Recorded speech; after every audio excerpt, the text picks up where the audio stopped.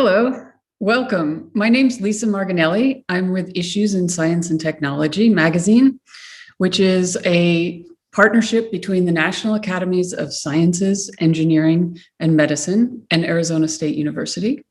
Today's discussion is being hosted by Issues along with ASU's CSPO, which is the Consortium for Science, Policy, and Outcomes. I'm really happy to introduce today's discussion, Imagining a New Future for Nuclear Power. Before I introduce the speakers and the moderators, I want to say a little bit about our general goal for these events. In part, we want to bring really interesting people with expertise in specialized topics to reflect on the way science, technology, and policy and society interact in the real world. We want to bring all those people together. But such a discussion really requires not only experts, but lots of other people, AKA society. In other words, everyone here on Zoom, there's more than 100 of you already, are an important part of this discussion. So about half of today's event will be a moderated discussion between the panelists and the moderator, and the other half will be the panel engaging with the questions that you ask and the issues that you feel are interesting and important to raise.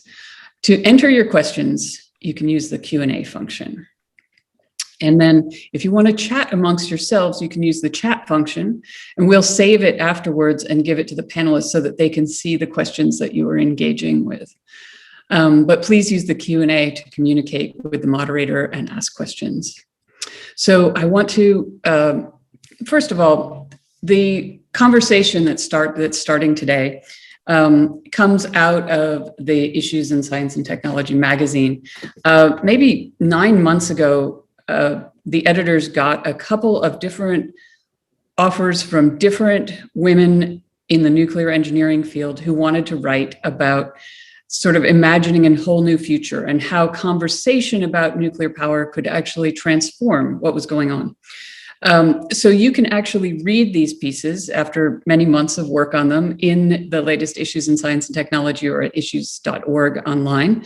And the authors of some of those pieces, not all of them, are here on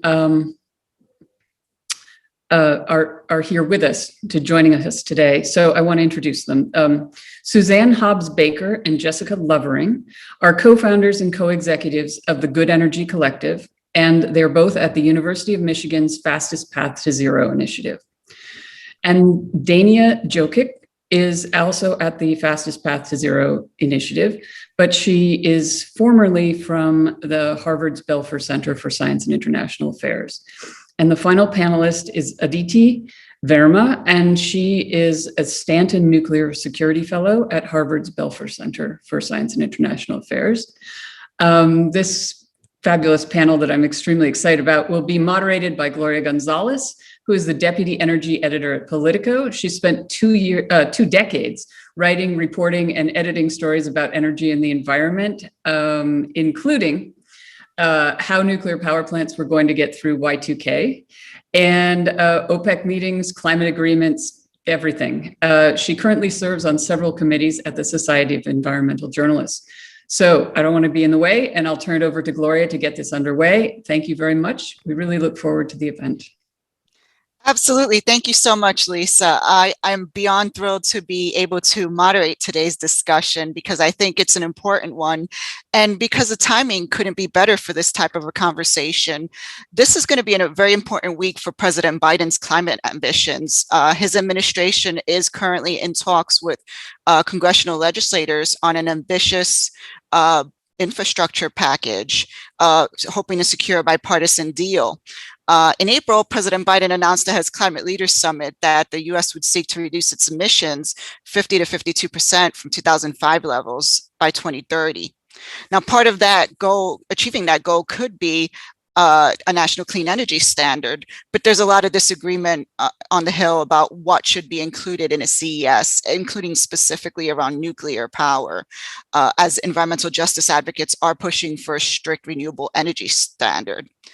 So how can these concerns be addressed in terms of nuclear power, not just environmental justice concerns, but the cost concerns that are often cited? For example, Southern companies new nuclear units in Georgia have dealt with significant cost overruns and delays. That is often a discussion point with regard to nuclear power. There's also discussion about whether small modular reactors could be scaled at the level needed to offset some of the higher polluting facilities. So how can that be addressed? And of course, the big question as well is how can nuclear waste in the United States be properly disposed of? So we're going to get into all of these issues with the panel. I'm very excited to talk to them about this. Let's start off with Jessica and Suzanne. Let's talk about a little bit about the Biden and Harris administration. They've had a lot of support. They've voiced a lot of support for nuclear energy. There are some obstacles, as I mentioned. What do you see as the biggest obstacle to new builds in the United States? I'll take that. Thanks, Gloria, for the introduction and that question. So there has been a lot of support, at least vocalization of support from the Biden-Harris administration for nuclear, but it's going to take a lot of other kinds of support to actually get new nuclear power built. One of the big challenges is finding the right communities that want to host these facilities, and also making sure there's market demand for these projects. So that's where, a clean electricity standard would really help. If we have stricter standards on carbon emissions, that helps nuclear because it's a very large source of clean energy, or it has been historically. So finding communities, and that's a lot of the work we do, and that can be a challenge. But there's hopefully going to be more support for those communities, or support for communities exploring this option in upcoming legislation. And then also financing, renewables have got a lot of different kinds of financial support through tax credits and things like that. And so making sure that we're looking at more of a level playing field for all kinds of clean energy can be helpful as well. Suzanne, did you have any thoughts about that to add? Yeah, I'll just add that we're seeing a pretty big increase in the budget request for Office of Nuclear Energy this year, about 25%, in addition to a mandate for federal procurement of advanced nuclear technologies. So I think that we are seeing a real commitment from this administration to help create that demand pull for the technology. But to Jessica's point, we're really going to have to thread the needle to do this well, to kind of meet the moment and the environmental justice mandate and all of the other sort of social and political factors that need to be taken. Suzanne, I think we're having a little bit of trouble with the audio. Sorry. Just a quick follow-up. Jessica, maybe you could talk a little bit about how much of a role nuclear has to play in order to achieve Biden's ambitious climate goals. Is it even possible to achieve those goals without nuclear power? I think it's physically possible to achieve without nuclear, but the more options you have, the more feasible it is to reach zero carbon, and also the faster we can get it done. So, different technologies work better in different places, and I think it's good to have a mix. And particularly one of the values of nuclear that we've seen in some of these energy system models of how do we actually get to a fully decarbonized power system or energy system is it's very, very helpful to have this firm power source. So whether it's nuclear or hydro, that you can have to back up intermittent sources of clean energy like wind and solar. So you could do it with 100% renewables and batteries. It would just take a lot longer, be more expensive. You also have some, materials constraints on materials inputs and land use. So, it makes sense to people, but it really does play out when you look at this at a systems level that the more options you have, the more diversity you have of clean energy sources, the easier it is to get to zero carbon. So that's where I see the role of nuclear. It's not, 100% nuclear, even 50% nuclear, but it definitely has a key role to play in complementing our other clean energy sources. Indeed. Suzanne, did you want to follow up on that? Yes. Can you hear me without the video? We can hear you. Thank you. Okay, great. I was just going to add that, decarbonization has to happen everywhere. So not just cities and not just blue states, but purple states, red states are all going to need decarbonization technologies.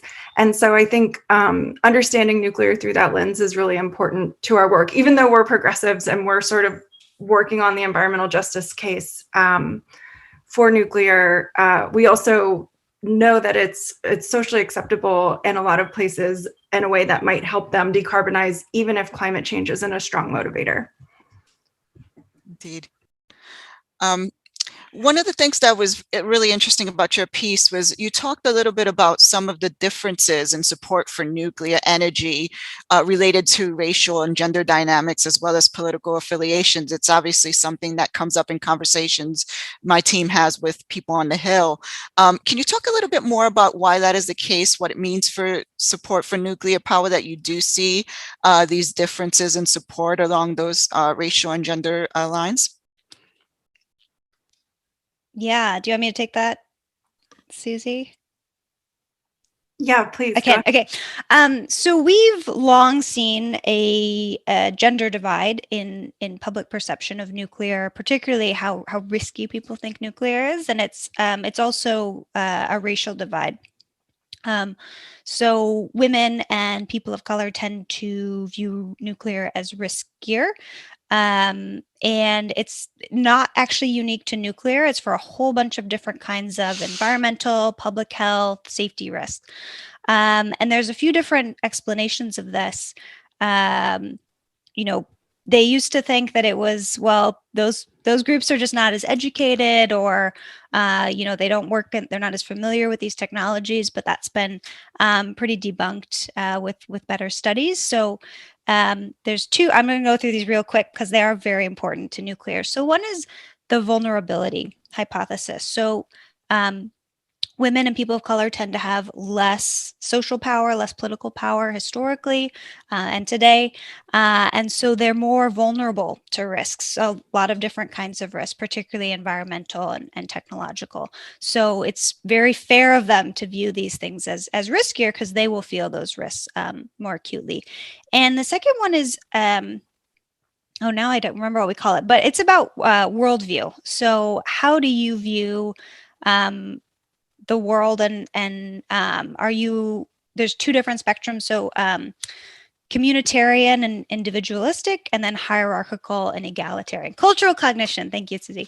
Cultural cognition theory about risk perception. And so what we see is people who are more egalitarian and more communitarian are much more skeptical of technologies and risks that kind of are at odds with those values. And you should, read the piece that Susie and I wrote for Issues, because we go into this a lot more. But nuclear has historically been very hierarchical and has strong ties to military industrial complex, even though the nuclear power is very separate today. But for a lot of people, they hear nuclear and they think weapons. And so it seems at odds with those cultural values of communitarian, egalitarian. And what we talk about in the piece is, does it have to be that way? Could nuclear be done differently in a way that actually aligns with those values? We think it can, but it is going to require a big shift in how the industry operates and how nuclear power plants operate and how the projects get built.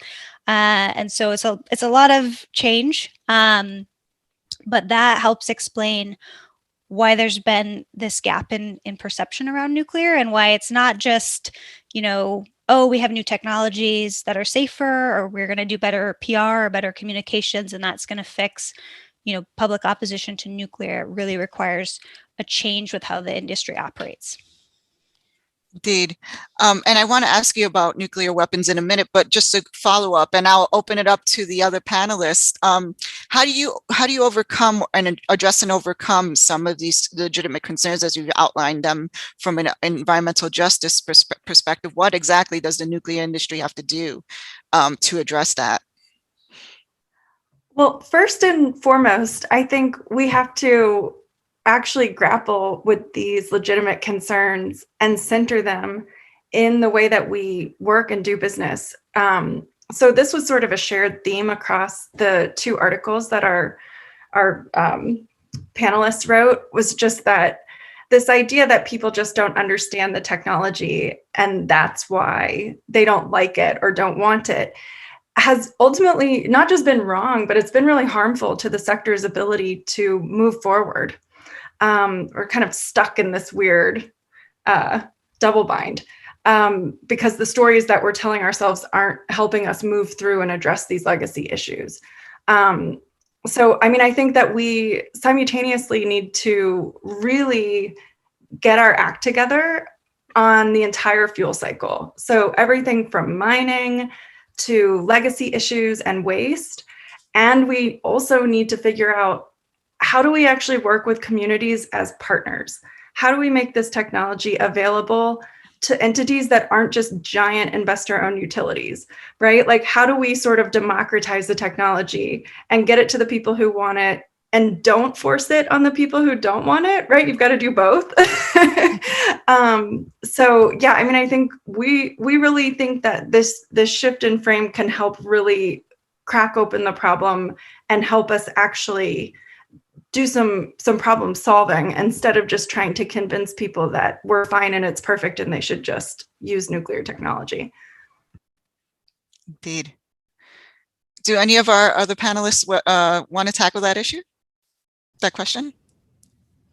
You know, I would just very quickly add to what Jessica and Susie have been saying, that in order for nuclear technologies to be communitarian, yes, the industry needs to change, but so does the discipline, because so many of the ways in which we think about how to relate to and engage with society and the public, a lot of those ways of thinking emerge as part of our training and education as nuclear engineers. And a lot of that shapes the discourse and has shaped it for many decades. And so I think a lot of that, there's a very important role that universities have to play in training the next generation of nuclear engineers. And just to follow up on that, your article raises some very interesting observations about nuclear engineering and how it's taught. Can you expand on that a little bit and what you see as sort of the key changes that you'd like to see in terms of the academic approach to these types of issues and education? Yeah, I can say a bit, and then Denia, please feel free to jump in. So the way that Denia and I think about nuclear engineering or nuclear science and engineering as a field or a discipline is that it's sort of an amalgam discipline. It's a relatively young field of engineering that emerged in the 60s and 70s, really. It emerged in national laboratories, and initially these nuclear engineering programs emerged as offshoots of other engineering programs at universities. And then it sort of became its own distinct discipline that was built around really the design and analysis of nuclear technologies, primarily fission reactors, although now we do quite a bit more. And as the field evolved, it sort of took things from different disciplines to sort of make itself. So nuclear engineers learn a lot of physics, we learn mechanical engineering, we learn some material science. There's quite and computer science, there's really a spectrum of things that we learn. But given that nuclear technologies, nuclear energy technologies, also nuclear weapons have sort of really precipitated such, what is the word that I should use? They've been controversial technologies since their very inception. As nuclear engineers who design, manage these technologies and dismantle them, we need better ways of thinking about how to grapple with these dilemmas and these controversies that our technologies have created. And so what Denia and I really propose in our piece is very much in the spirit of how nuclear engineering has evolved in the past. We're saying that, yes, this field has come so far, and now we're calling on the field as a whole to bring in ideas and concepts and theories and methodologies from some other disciplines that we've been sort of slowly reaching towards for a while, but haven't quite brought them in yet. And specifically, we're thinking about the humanities and the social sciences, but even more specifically, science and technology studies, which is sort of a body of work or a discipline in which scholars have developed really fascinating and sophisticated ways of analyzing technologies. And so we think that if we can bring in these tools and these new conceptual lenses to our field, that we will be doing the field a service, but we'll also probably be doing society at large a service, because in so doing, we think that the field will become both more intellectually expansive, but also a more humble discipline that is able to better relate to and engage with society. And, Denia and I, in the piece, we sort of write about this from our perspective, but there are so many nuclear engineering students now and young professionals who feel exactly the same way, who've been reaching out to these other disciplines. So this is by no means sort of an isolated call to expand the intellectual boundaries of the field. This is very much something that young nuclear engineers would like to see happen to the field. Sorry, I've gone on for too long. Denia, please. No, that's great. I was just going to say, Denia, do you have anything you want to add to that? Yes, I thank you for all that. I just wanted to add that in addition to there being a lot of students now, and not just students, but are established career nuclear engineers that are kind of trying to take steps towards, I guess I could call it epistemic expansion of the field. I think it's a reflection of, and maybe a little bit of a feedback loop back into this auspicious political and social moment that we're living right now. It's a really interesting time to be finally, and I should say finally, because in the circles of people and disciplines and industries and institutions that have traditionally had a lot of social and political and even technical power and economic power, issues of equity, justice, even democracy haven't necessarily been centered in these. And these sorts of issues have always been kind of amassed in social and political movements and been brought about, applied pressure, have been brought into the fore by pressure from the outside, so to speak. But now I'm observing this sort of interesting turn internal to these, government, engineering disciplines, even the tech industry, where everyone's just sort of going, oh my gosh, we actually need to do this. We need to center equity and justice. And we need to ask ourselves questions about how our technology is entangled with questions of democracy, like the values that we purportedly are working to uphold and defend. But what our piece, among other things, is a critique of is this sort of, not that, oh my gosh, nuclear engineers don't care about society. It's more like structurally, systemically, we don't get taught literacy to engage with these questions on a level that can actually help us really center social issues and have us engineers serve society rather than the technology. So I see that shifting right now in real time. It's really inspiring to see that. So that's sort of part of the wave that our call is riding on.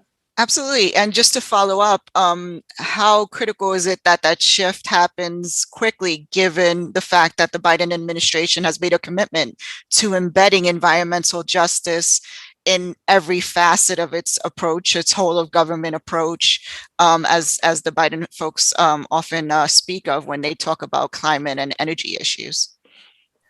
That's a really good question. And it's very sticky because on one hand, we need to move really fast to tackle this, very large problem of climate change. But at the same time, we have to really slow down and make decisions that don't fall along sort of the lines that they've always fallen along on. I don't know if that was a grammatically correct sentence, but you know what I mean. I think that kind of along the lines of all of the above technology solutions, we also need kind of an all of the above approach. In my opinion, one of the key factors is to bring in people and movements into decision-making spaces that have been grappling with these questions for decades. Science and technology studies scholars, for example, social movements, environmental justice movements, Indigenous communities that have been affected, especially in the nuclear field, for decades, by kind of supply chain issues. That's a bit of a euphemism, but I think that all this knowledge already exists, and if we can bring it in a way that is kind of jumping on this like very fast bandwagon that's going on in Washington, D.C. or in general in sort of policy circles. That's kind of one way to integrate slow, careful thinking, decades of building something with like, okay, the political moment is now. Absolutely. Yeah. So, does anybody else have any thoughts on this? Yeah, I would just add to that, to the wonderful things that Denia has just said, that this is, we don't envision this as sort of a one-off engagement with these other disciplines. We hope that nuclear engineering will build these lasting intellectual bridges to these other disciplines that are genuinely interested in engaging with us and working with us. I will also just add that in addition to the young people that we've been talking about, there are many nuclear engineering faculty who feel the same way about this question as well. And what many of them feel is that while nuclear engineering might in some ways be behind other engineering disciplines in the ways in which it engages with society, it now has an opportunity in a way to lead the way as far as engineering disciplines broadly are concerned in becoming this more expansive and humble discipline. The specific problems that we've been talking about nuclear energy's failures to engage with the publics, those are especially acute for nuclear technologies, but they're just as important for many other fields of engineering and for other technologies as well. And so in some ways, I hope that the discussion that we're having here today can operate on those two levels in terms of what nuclear engineering and the nuclear sector can do to be better, but also what other fields of engineering and what other technology sectors can do to be better, because I think that broader conversation is also one that we need to be having. Indeed. Does anyone else want to weigh in on that? Yeah, I would love to jump in just with a specific policy intervention that we've been sort of mulling over recently, which is, we have all of these legacy issues, outstanding legacy issues across energy and weapons and across all kinds of different federal jurisdictions, across all different funding mechanisms, congressional jurisdictions. And so we are working now on policy recommendations for the administration to try to push them to look at this holistically, to pause and say, okay, like, what is working here and what is not working here?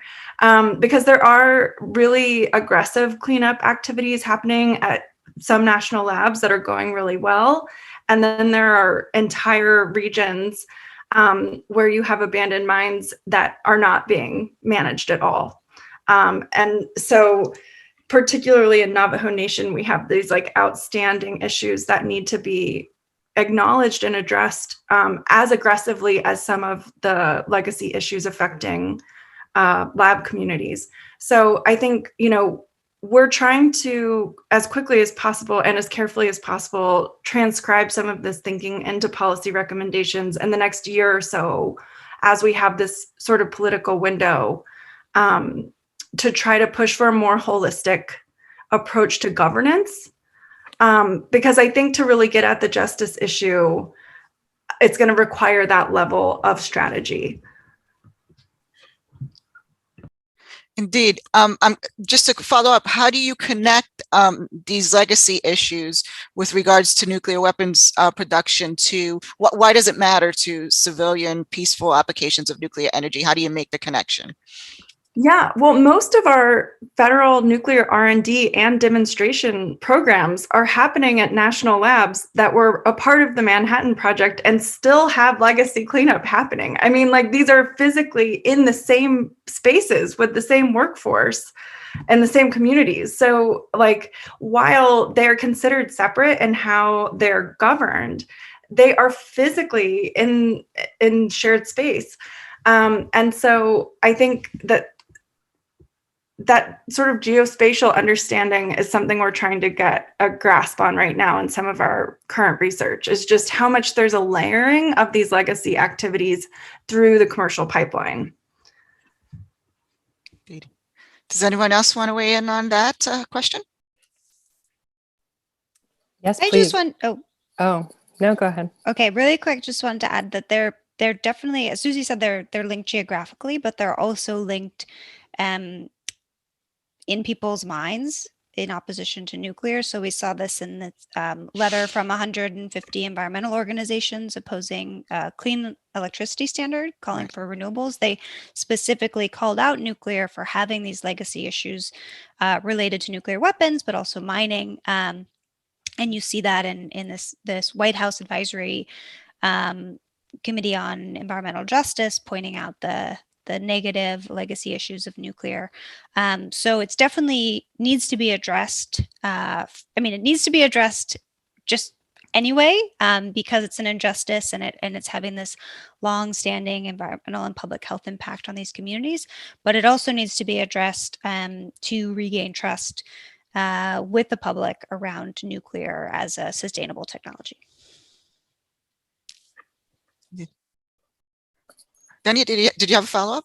I was essentially going to touch upon the same thing. Okay. I mean, there's just to kind of add some extra words in there. You can connect the two instrumentally, like, and you can think about it as a barrier to trust, like Jessica said, or a barrier to deploying nuclear technology, given the centering of equity and justice right now in the Biden administration's policy. But like, more than that, there's that moral argument that Jessica said. There's you can't. It's like the nuclear waste issue. Like we can't conceivably keep producing more waste without actually having a solution to it, right? And the same thing with uranium mining legacy issues. And of course, you know, looking at the racial dimensions of it and the distributive justice issue aspect of the broader environmental justice issues. I mean, you just can't justify it morally. And I know that doesn't necessarily convince markets, but it has to be, we have to talk about it. And I think I'm glad Jessica brought up the trust piece, because I think that is one aspect internally to the nuclear sector that we don't really grapple with beyond just the deficit model that Jessica brought up earlier.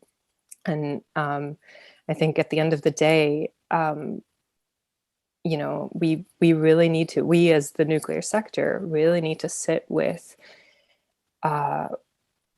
these uncomfortable truths about where trust was lost or not even generated in the first place over the course of many decades. So even if it's not necessarily our generation's fault that this industry, you know, for the last 60, 70 years has eroded or not centered trust issues around its practices and logics and the way it has organized its institutions, it's, you know, it's, the time was yesterday to start thinking about it. And I imagine that conversation needs to happen not just internally, but externally with multiple stakeholders, including people who live in the affected communities where these facilities are sited, right? Yeah, that's exactly right. And I will also add a dimension there, since you mentioned the word stakeholder. I will say something that will be uncomfortable for the nuclear field, but it's very, very important to center this in our conversations of environmental justice, is that indigenous communities, indigenous sovereign tribes have been treated as stakeholders traditionally, as opposed to sovereign nations that have, you know, an equal say at the table. But, and it's not just the nuclear industry, but also the nuclear industry has not respected that sovereignty in its historical practices. And we really need to center that truth as well in our quest for justice within the sector. Indeed. Indeed. So let's talk about some of the challenges that we see in the sector, in the industry, particularly along gender lines, because I think that is something that you all have addressed in your pieces. You talk about the nuclear bros online. What exactly, who are these nuclear bros? What does this phenomenon, what exactly is it, and why is it problematic for the industry and for the engineering space specifically? Anyone who wants to tackle that first? Well, maybe I could start by just introducing the concept and the term. For those of you who don't spend all day on Twitter, good for you. It's much better for your mental health. But you know, nuclear engineering and nuclear science is very male dominated, and particularly advocates of the technology today, also especially the most vocal advocates, or the pro-nuclear community, is also very male dominated. And so what we mean by nuclear bro is a specific kind of advocate who's very aggressive and going after people on social media, on different platforms. You might see them pop up on a panel like this, asking questions that aren't really questions, are just sort of, you know, trolling the participants, especially women who are working in this space.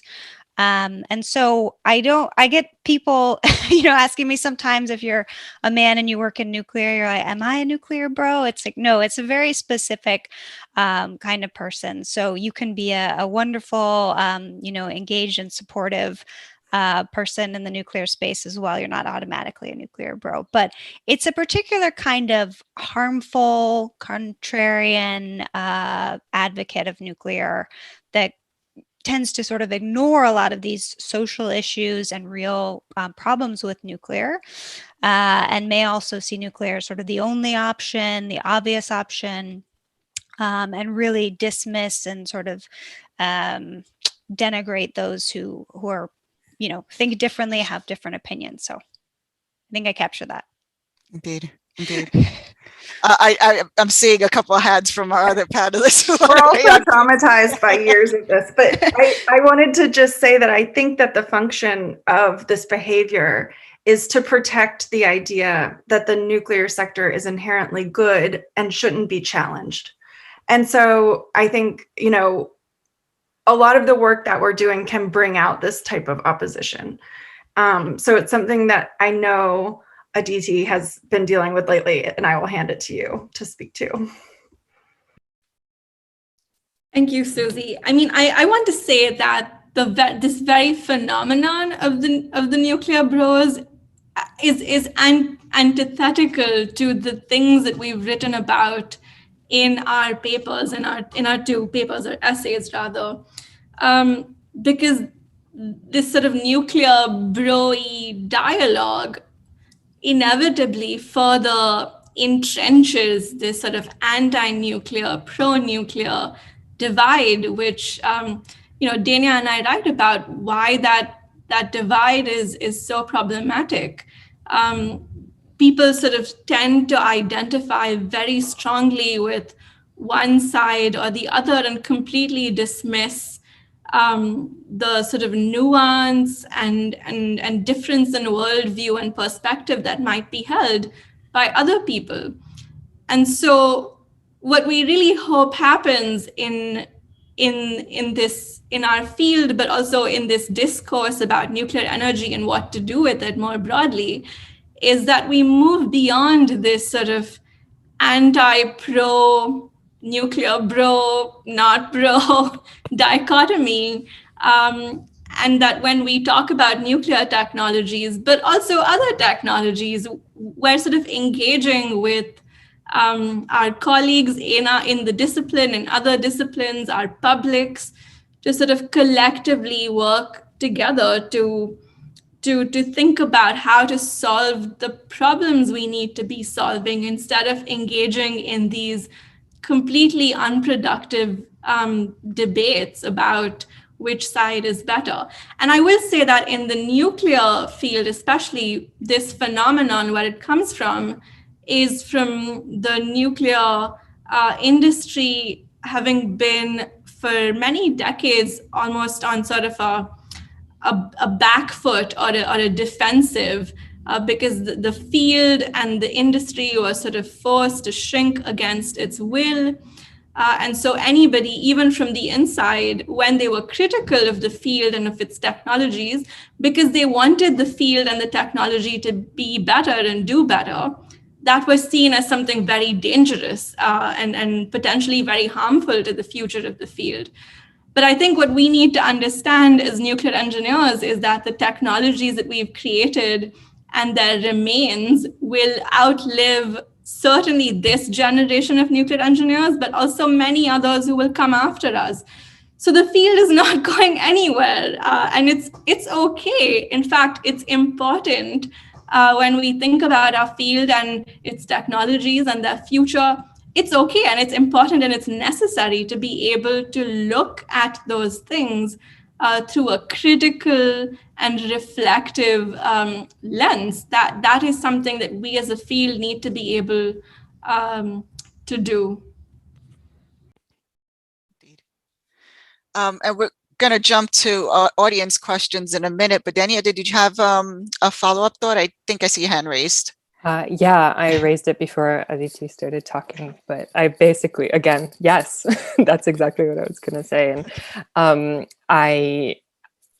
again, to add sort of like sprinkle some words on top of that, some of the fundamental tenets of why, or some of the fundamental reasons of why democracy works with an asterisk on it, is because we have public contestation. We can talk about things in a non-defensive way. We can not take things personally. And I think that the nuclear industry, not exclusively, but also especially, has such a strong attachment to their technologies that Aditi and I write about in our article, that everything they hear and everything they say, this is a very reductive everything and a very sort of general they, but just for illustrative purposes, there's a phenomenon of just sort of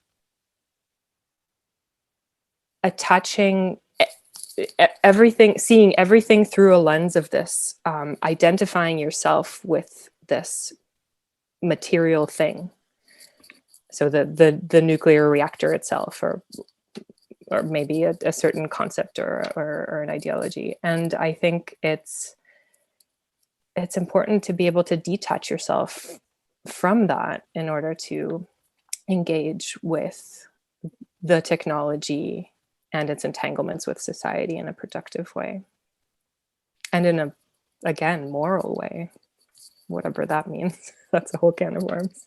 And just really quick, if I could add, I saw someone popped up in the chat saying that the nuclear bros can be very alienating. And I think that's a key thing as well in this broader discourse around clean energy. It's something I hear all the time, particularly from progressives, is, well, I think nuclear is important. I support the technology, but the pro-nuclear people just really turn me off, and they're really, they bash renewables. They're really hard to work with, and that's something where these advocates can be really harmful. And so, trying to elevate voices from people who are, interested, supportive of nuclear, but also renewables and hydrogen and batteries, and thinking more holistically about how nuclear fits into this clean energy agenda, I think is much more helpful. Indeed. Great. Well, let's jump to some audience questions. We've got some terrific questions coming in throughout the session. First question, distrust in institutional management seems to be a consistent stumbling block for nuclear.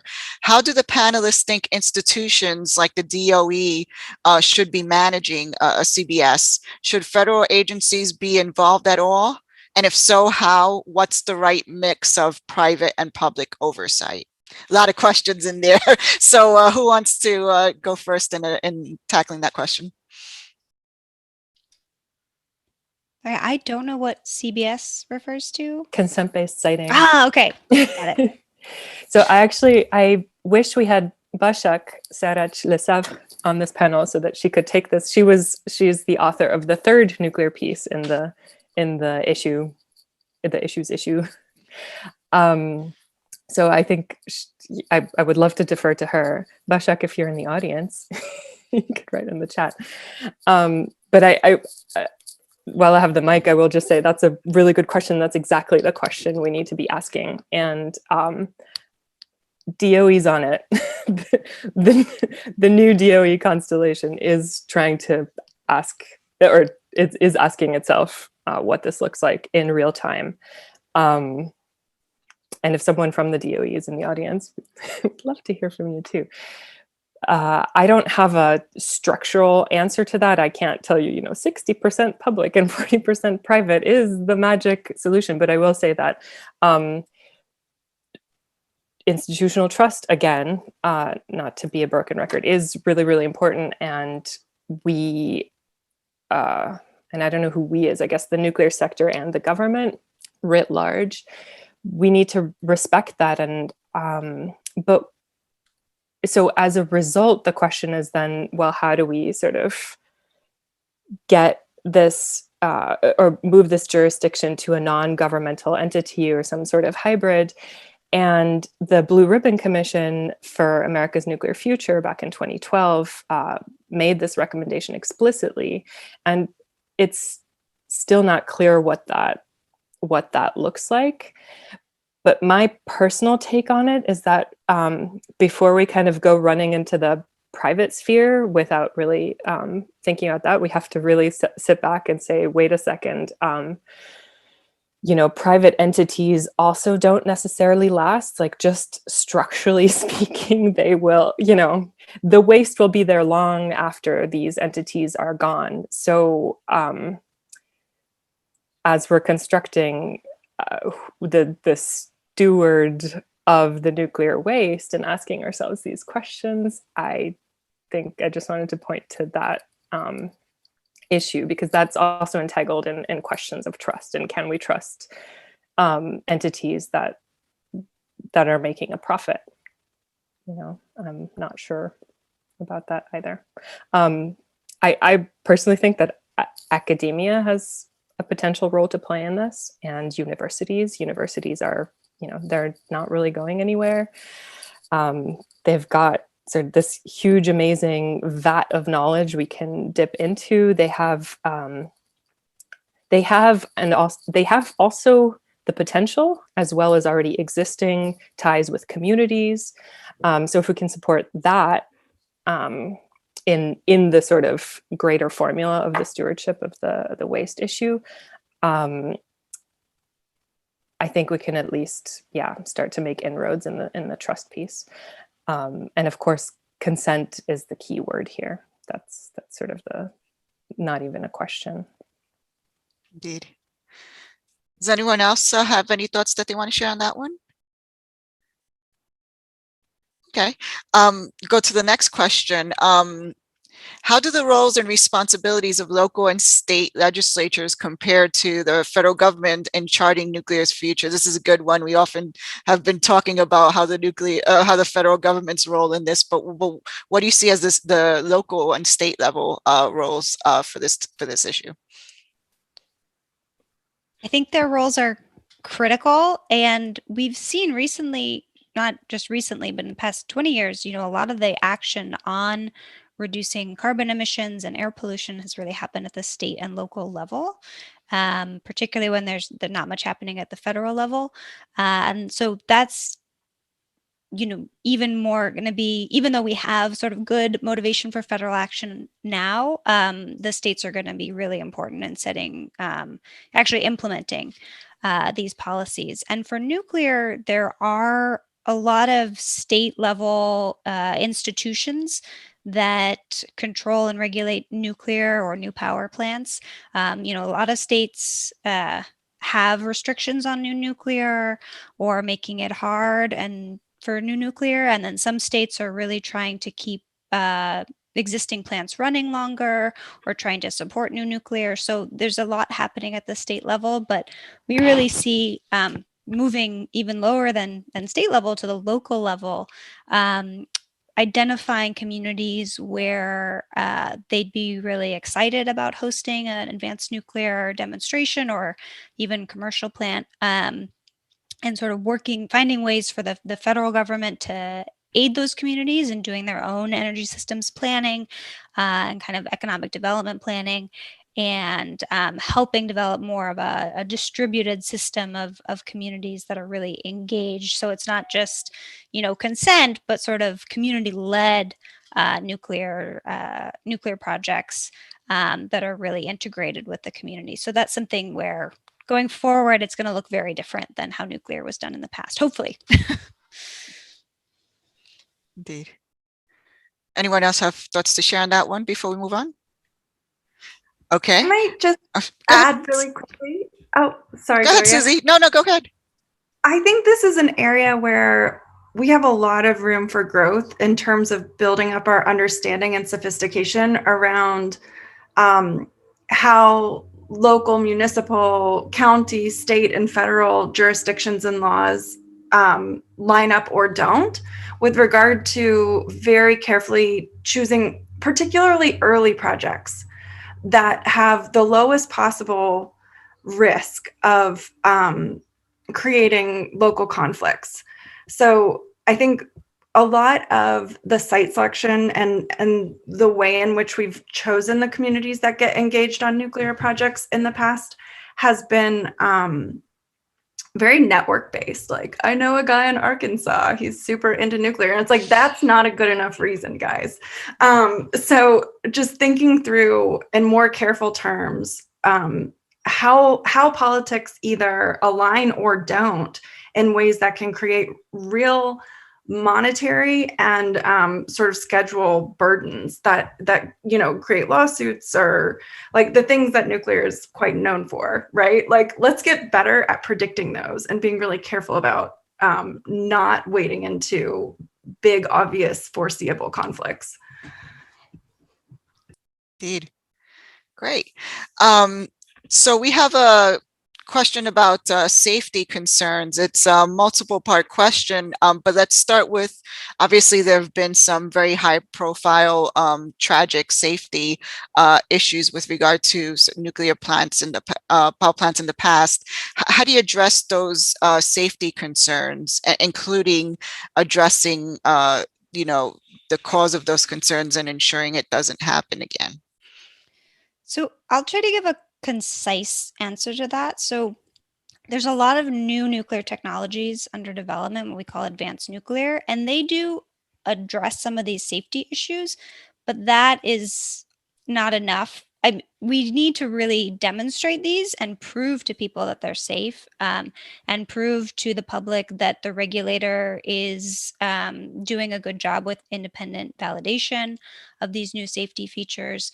And so that's what's going to be key with finding these early host communities to do these demonstrations. But there's also this question of we have lots of different risks to manage. Air pollution, public health impacts from fossil fuels, effects of mining. And so taking that all into consideration, again, using this word that we've said a lot this time of thinking holistically about the risks of our energy system. And so for nuclear, there's a lot of good engineers working on new systems that can't have those types of catastrophic accidents, can't have meltdowns. That's great. But convincing the public gaining the public's trust around new technologies is a whole separate issue that's going to be challenging. Indeed, and part of that question is, there's a Union of Concerned Scientists report about advanced nuclear not being safe or not being secure. So how do you address the concerns that were raised in that report? I can talk about that. I think, Union of Concerned Scientists has played a really strong role historically on bringing up safety issues with nuclear. I think now they are not as familiar with the designs that are under development now, and particularly not following what's happening with regulations around new nuclear design. So the Nuclear Regulatory Commission, which manages safety or regulates safety for nuclear power plants, is doing a lot of work to establish new rules and regulations for these different novel types of nuclear reactors. And so I trust them, but it's again a separate question of making sure the public and the host communities also trust the regulator is doing a thorough and independent job. So yeah, again, it's not just a technical question. You can look at these and say, how different are they? They are very different, and I think they're much safer and more secure, but it's going to be having the regulator validate that and then building public trust. Okay. We have just a minute or two left, but did you want to make a quick comment, Aditi? This might not be, I will try to be quick. So the new technologies present us with a lot of opportunities but we also have to think a little bit more critically about them, because the new technologies will be safer in many ways because they're safer by design. But these new systems, because nuclear reactor systems are complex, and so they can be prone to emergent or unforeseen forms of failure. So as we consider building and actually build many of these new technologies, we'll have to learn about the ways in which they can be safe, just as we did with the light water reactors. And here again, for me, this sort of circles back to the point that Denia and I try to make in our essay about being critical of ourselves, of our technologies, skepticism, of our own work, because this is exactly the kind of vigilance that will be needed as we set out to potentially build and deploy these technologies, potentially on a much larger scale than was done previously. So I'll stop there. Indeed. No, I'm going to try to sneak in one last question because I think it's a really good one. With regard to, community-based relations, how do you get buy-in from the community while not engaging in environmental racism acts such as installing plants in areas where are predominantly low-income areas or communities of color? How do you go about getting that buy-in while not engaging in those traditionally environmentally racist acts? I'll jump in here because we just released some policy recommendations on this. We think the federal government needs to be doing basically community grant making, like in a really open-ended way for communities that are interested in restorative justice, interested in changing their coal plant to an SMR, interested in adding a new nuclear unit at their existing plant, interested in just seeing if they're a good fit, even if they have no history of hosting energy facilities. So, giving communities the resources and the expertise and time to actually investigate these questions and to then choose to move forward or not, I think is a potentially powerful tool for helping to reduce injustice going forward. We're going to continue to make mistakes, right? We have to come to grips with that, but to move forward as best as we can from where we are, we've got to open all the doors and all the windows to anyone who wants to think about this stuff with us. And that requires resources.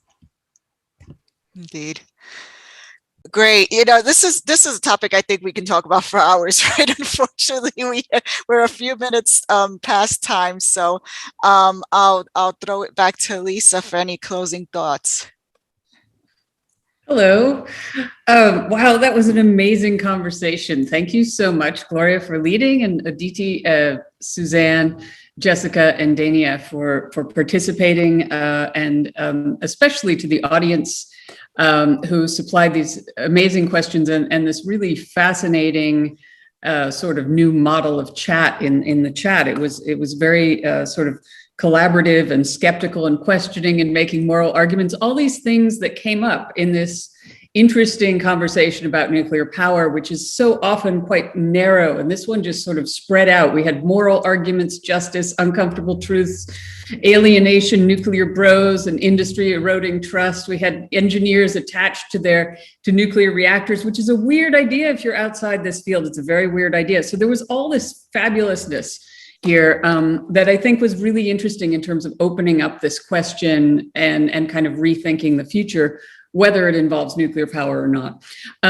If you really like this kind of conversation with tensions and complexity and technology with potential and risks and multiple visions of the future and no easy resolutions, you've come to the right place, and we hope you come back to Issues. You can read all of our stuff at issues.org. You can also sign up to for our newsletter to hear about other ongoing conversations, and you're also welcome to write us letters. Thank you for joining us. Thank you to the panelists. Thank you to Gloria for leading this again, and we'll see you next time. Have a really good rest of your day. Thank you, everyone. That was great. Thank you.